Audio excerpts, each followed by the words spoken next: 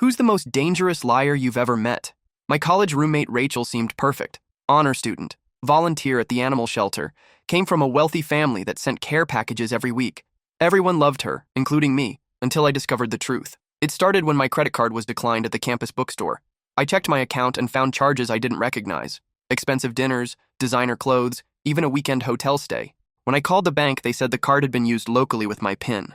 Only Rachel knew my PIN. I'd given it to her once when she offered to grab lunch for both of us while I was sick. I confronted her, but she acted shocked and suggested someone must have stolen my information. A week later, my friend Emma mentioned that Rachel had been telling people I was struggling financially and asking classmates to help me out by lending me money. Except I never got any of that money. Rachel was pocketing it all. That's when I started paying attention. Rachel would disappear every weekend, claiming to visit her sick grandmother. But her social media showed her at expensive restaurants and clubs with guys I'd never met. I discovered she'd been catfishing wealthy older men online, using fake photos and a sob story about needing money for medical school. She was pulling in thousands of dollars a month from multiple victims. But the worst part was what she did to our friend group. Rachel would tell each person different lies about the others, creating drama and destroying friendships, while positioning herself as the innocent victim who was just trying to help everyone get along. I realized she'd been systematically isolating me from my friends by telling them I'd said terrible things about them. Meanwhile, she was telling me they were all jealous of me and talking behind my back. The breaking point came when I found out she'd been using my identity to apply for loans. She'd somehow gotten copies of my documents and was racking up debt in my name while I had no idea. Instead of confronting her directly, I decided to gather evidence. I started recording our conversations and documenting everything she was doing.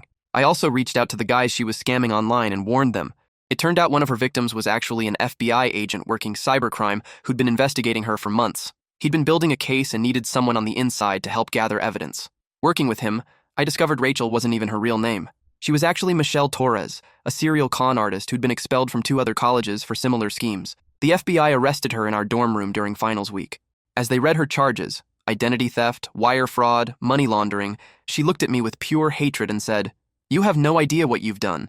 Turns out she was part of a larger network that targeted college students specifically because they were trusting and had access to financial aid money.